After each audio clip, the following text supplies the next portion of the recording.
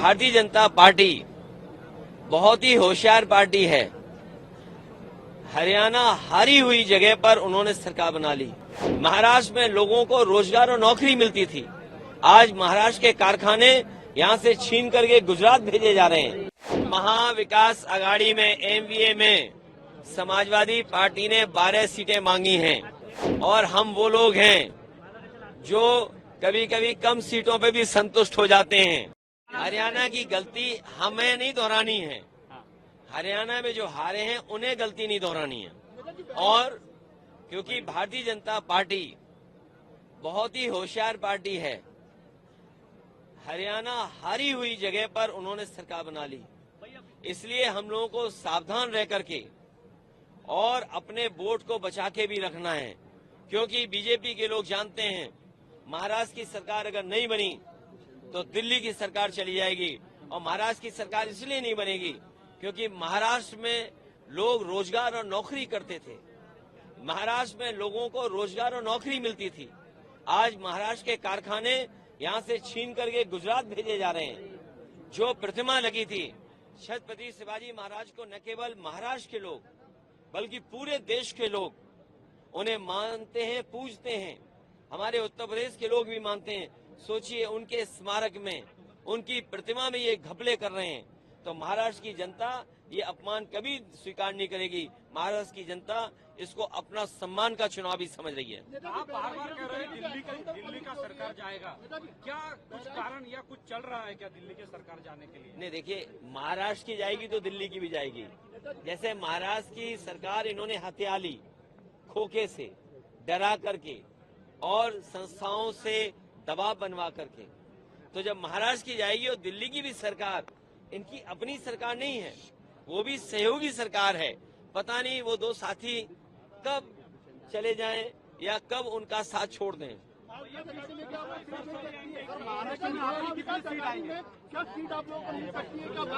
महाविकास आघाड़ी में एमवीए में समाजवादी पार्टी ने 12 सीटें मांगी हैं, 2 विधायक हमारे हैं और हम वो लोग हैं जो कभी कभी कम सीटों पे भी संतुष्ट हो जाते हैं। कम से कम सम्मान की तरह जिस तरीके से समाजवादी लोग यहाँ तैयारी कर रहे हैं, इरशाद हैं।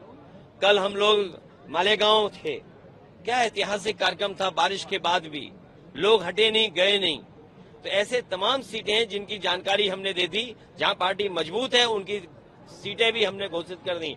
और एक बात मैं बताना चाहता हूं, मुझे तो ये बताया जाता था कि सबसे अच्छी सड़क महाराष्ट्र की है। कल मैं मालेगांव से लेकर के धुलिया आपके शहर तक आया हूं, मैं गड्ढे नहीं गिन पाया। ये टोल इसीलिए लेते हैं, लगता गड्ढा भरने के लिए, लेकिन उस टोल से गड्ढा नहीं भरा जाता। आपकी जेब से पैसा निकाल करके ये अपनी जेब में रख ले रहे हैं, और उसका परिणाम यह है कि सड़कों पे गड्ढे हैं।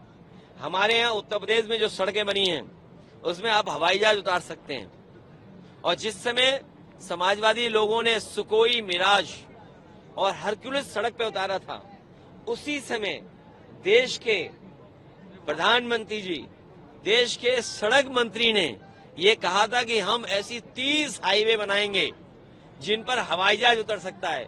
बताओ, यहाँ के तो सड़क मंत्री हैं, क्या आपके धुले और मालेगांव के बीच में हवाई जहाज उतर सकता है? नहीं।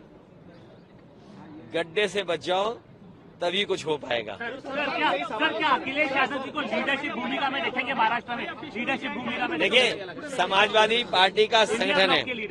देखिए, हमारी पार्टी का लक्ष्य है कि हमारा जनाधार बढ़े और बीजेपी को हरा लें। और बीजेपी को हराने के, इसलिए बीजेपी को हराना जरूरी है क्योंकि हमारे देश की जो संस्कृति है वो मिली जुली संस्कृति है। हमने सबको अपनाया है, उन्होंने हमें अपनाया है। जो लोग यहाँ आए, उस भारत भूमि पर जो लोग आए उन्हें अपना लिया, हमने उन्हें अपना लिया। और ये अरे रुक जाओ भाई, ये जो जगह है महाराष्ट्र, इसी से नारा दिया था क्विट इंडिया। इसी महाराष्ट्र ने, बाल गंगाधर तिलक जी ने गांधी जी को बुला करके देश की लड़ाई को आगे बढ़ाने का काम किया था।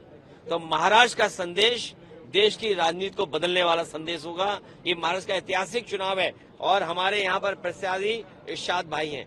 न्यूज नेशन अब व्हाट्सएप पर खबरों के ताजा अपडेट के लिए न्यूज नेशन के इस QR कोड को स्कैन करें।